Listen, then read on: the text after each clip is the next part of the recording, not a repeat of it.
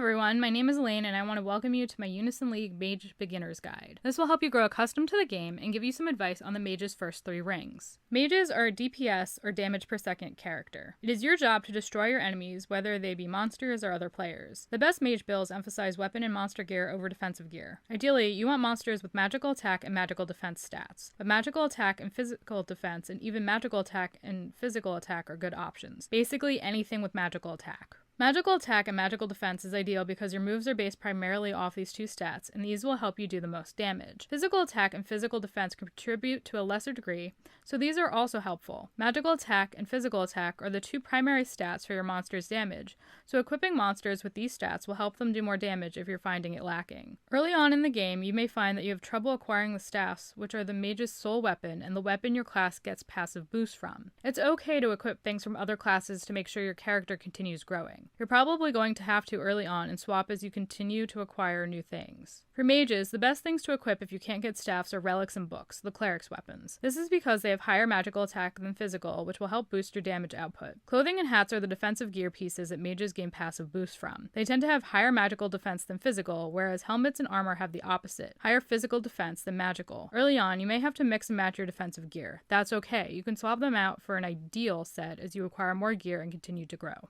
Now I want to take some time to talk about the kinds of abilities I think you guys should equip this early on in the game. Please note that these are just suggestions and other sets may work better for you depending on your needs and those of your allies. The weapons you equip may also grant boosts and bonuses to certain moves, making them a better choice for you, so please keep this in mind. It is also important to note that some moves are better in certain situations than others, which is why I'll be organizing my suggestions by PvE, PvP, and Coliseum. Let's start off with the Mage, the first ring of the Mage class. We're going to start with PvE, or person versus environment, and these are things like normal quests. I would bring Photon Edge, which targets a single enemy and has an ability power of 140. It also reduces the target's magical defense by 10% for 15 seconds. It has a cooldown of 4, which is pretty low, and a cost of 10, which is pretty average. I think it's a solid choice at this point because the reduction in your target's magical defense will make it easier for you to keep dealing damage as a magic wielder. I would also take Concentrate, which increases the ability power of your next magical attack by 15. It doesn't cost anything and only has a cooldown of 5 seconds. It also combos with your third choice, Mind Trick, raising its ability power from 80 to 90, damaging one enemy and its adjacent allies. It also raises the success value of Mind Trick's added effect, confusing the target for 10 seconds with a success value of 40 to 60. This is helpful because confused targets may hurt themselves, their allies, or heal you instead of hurting you and or your teammates. To backtrack a little bit, Concentrate also helps you do your job without taking away any of your costs, and its animation isn't too long. Mind Trick is similar. It has a short cooldown of 6 seconds, but a higher cost this early on in the game, 14. To round out your set, I'd include Mystic,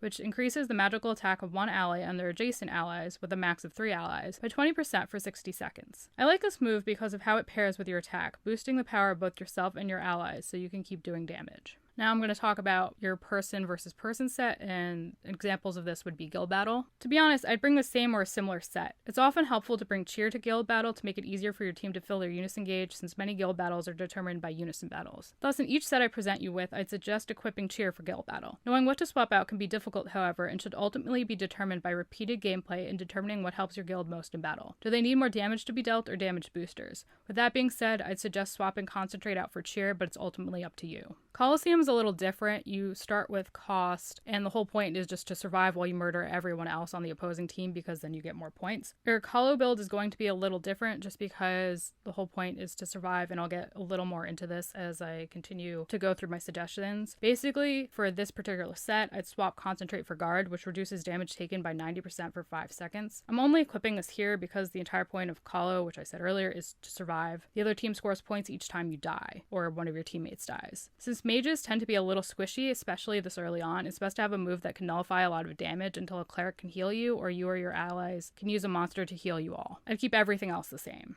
Let's move on to the sorcerer, or the second ring of the mage. For PvE, we're going to do a little swapping. I would drop Concentrate and take Ether Exchange, which is often referred to as EE. You'll probably hear me refer to it as that during the course of this. EE consumes 30% of your max HP and recovers 20 costs. This cannot be used when you have less than 30% of your max HP and is often pretty helpful in both PvE and PvP because it allows you to quickly recover the cost you need to keep on fighting. With that being said, it's important to EE wisely. In other words, don't EE when your cleric says they're low on cost or when it's clear they're probably low on cost because they just use a bunch of their abilities. Also, don't use this once a cleric has run through all of their abilities if you can avoid it, even though they have cost, because they may not have time to heal your health if you get to a low point. This isn't a problem all of the time, if your health is in a good state. But when you're struggling, it's important to keep in mind. It could be the difference between winning and losing. Next, upgrade Mystic to Mystic Aura. It increases the magical attack of all allies by 20% for 60 seconds. It doesn't cost too much more than Mystic, just 2 more cost, and only has 5 more seconds of cooldown. It'll help boost your power and can stack with the boosts your teammates use up to a certain point. The typical boost limit is 8. Swap Mind Trick for Photon Strike, which has an ability power of 150 and deals magic damage to one enemy. Its added effect is that it reduces the target's magical defense by 10% for 15 seconds. It also has the potential to combo with Photon Edge. When used after Photon Edge,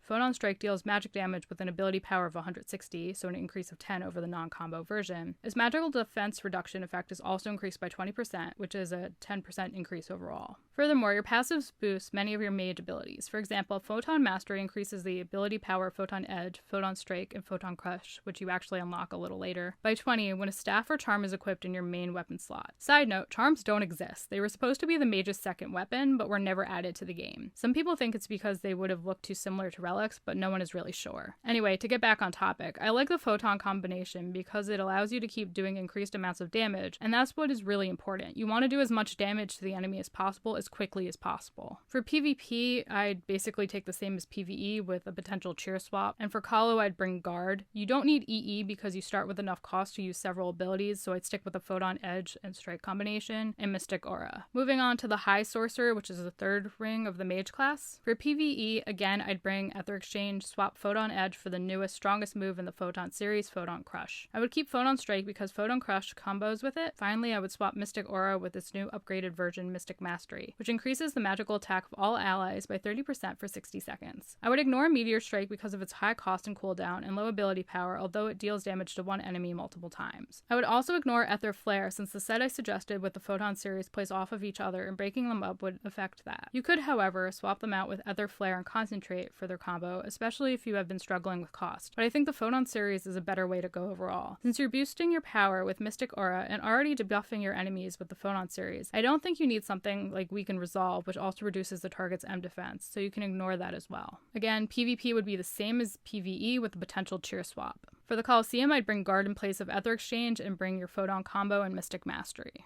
Now that that's all said and done, I want to take some time to give you guys some other suggestions which I feel will help with your gameplay and your character's development. First of all, avoid enchanting your moves. It's going to cost proficiency and you're going to fail a lot. You need that proficiency right now in order to grow, to keep moving through the rings and make your character stronger. I would suggest waiting until you've unlocked at least 3 classes in their entirety before you start doing this. I would also suggest using your AP so you can keep gaining cost and equipping gear to get stronger. The second part is the most important. You don't want to be underleveled. Infuse your gear and unlock the potential of your monsters to get stronger as well. Those passives will boost your gear score and help protect you against things like status ailments and elemental damage from monsters. Please see my video for more details about this and plus 198ing your gear so you can get a little edge in guild battle and in unison battles. I'll include links to both of these videos down below in the description so you can check them out and learn more about what I'm talking about. Always ask for help from veterans and stronger players, especially other mages. They will make your life easier and keep you from falling into unnecessary traps, like the classic treasure spawns of dread, aka it's a trap. Admiral Akbar warned you. So did I. I think it's also important to think about where you want your character to end up. Do you want a DPS character? Do you want to main a mage, or would you like to play around with other classes? Consider this as you build your character because it will affect your gameplay and build. It will save you in the long run from pesky scrolls and restat elixirs, which can really add up for free-to-play players. And that concludes my Unison League Mage Beginner's Guide. I hope you found my guide helpful and feel better prepared to play Unison League. I wish you all the best of luck and thank you for watching. If you liked what you saw, please give me a thumbs up, subscribe and hit that bell so you know what's up, and leave a comment if you have any questions. I'm always happy to help and will be adding more beginner guides over time to continue to expand your breadth of knowledge. Anything that's already up will be found in the description down below. Happy gaming, I hope you all have a wonderful day, and I'll catch you all in the next one. Bye guys! Thanks everyone for watching this video. Please note that any corrections and/or clarifications will be listed down below in the description section. And if you like what you saw here today, please like, comment, and subscribe. I'd always like to know what you guys think down below in the comments. Also, hit that notification bell so you know what's up, and I'll catch you in the next episode. Bye guys!